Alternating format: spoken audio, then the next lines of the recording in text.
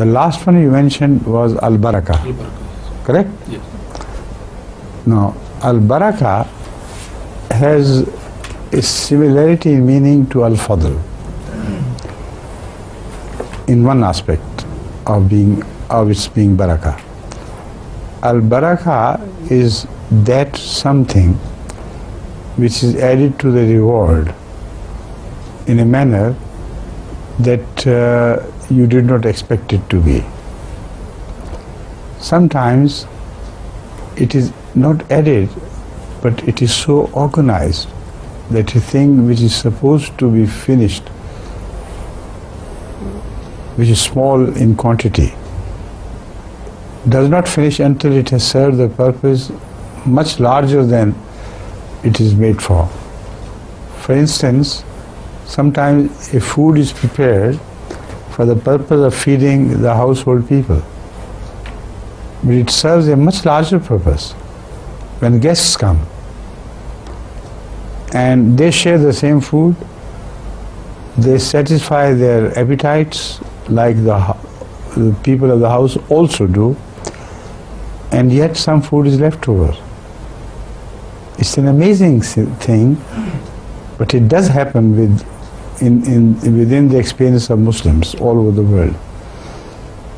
Within the experience of Muslims in particular, because they have been taught a type of hospitality which unfortunately the others have not been taught.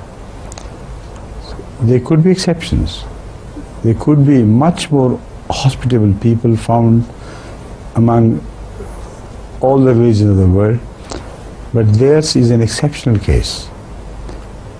The Muslims in particular, even after their deterioration, most often stick to the values of hospitality better than other people, because this has been rubbed repeatedly by Ahmad sallallahu alaihi wasallam in a manner that it is impossible for them to forget it. In the worst type of mullahs sometimes become extremely hospitable. See? So this hospitality carries a sense of barakah with it, which is not related to any measure of piety. It's a human quality which is appreciated by God. And when humans do it in accordance with the teachings of Rasulullah sallallahu alaihi wasallam, they are amazed to find that even small food is provided with that blessing, that barakah, so that it becomes sufficient for a larger number of persons. Now, this barakah can also be related to the holiness of the person who is involved directly in this. And for that we have two different examples, many examples of course, but two particular examples which I have in mind. One is the example of Ahmad sallallahu alaihi wasallam when during the battle of the ditch he invited all the people to a small house where he was invited to eat of whatever could be offered. It was a small cauldron which was put on fire, in which something was being cooked. It was a small vessel in which the flour was needed.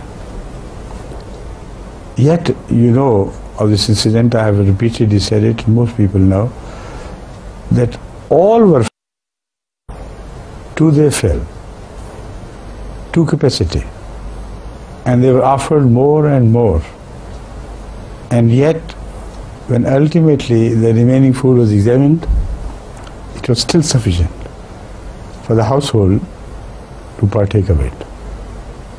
This is amazing.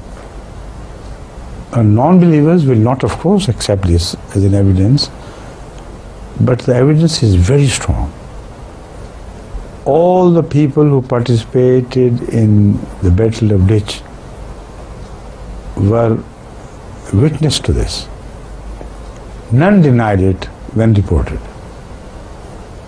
So it is up to them to reject it or to accept it. But as far as the criterion of evidence is concerned, it is far stronger than any history they believe in. Because such large number of authentic people who were hungry, who were so hungry that they used to put stones, bind stones over their bellies to repress or to suppress the aching of the hunger. If they were not provided with this food, how could they keep quiet? They should have told the world, no, this is not true, we are still hungry. So this is Barakah. It is related not to an ordinary phenomenon, which I have just explained. It is related to the special phenomenon of a holy person who is granted Barakah in unlimited way. So those who are granted this Barakah in ordinary life, they should realize that if they become holy, the Barakah can be extended into an unlimited Barakah. The second incident which I thought of reporting is, relates to the incident of Hazrat Abu Huraira. You know, when he was hungry and when milk was brought to Rasulullah Sallam. It's a very fascinating incident. But it also shows the meaning of Barakah. And the one word which is representative of the Barakah, as you have asked, is the word itself which is granted Barakah unlimitedly by Allah. Barakah can be extended. And this is the meaning of Barakah. Extended beyond your imagination. So in short, these are the four terminologies used in the Holy Quran and found in at work at the time of Muhammad Rasulullah Sallam particularly, which you wanted to find out the true meaning of. And I believe that with that I can leave you now. Yes. Because the rest of the time is taken care of, isn't it? Yes, sir. Okay, thank you. Assalamu alaikum. Assalam.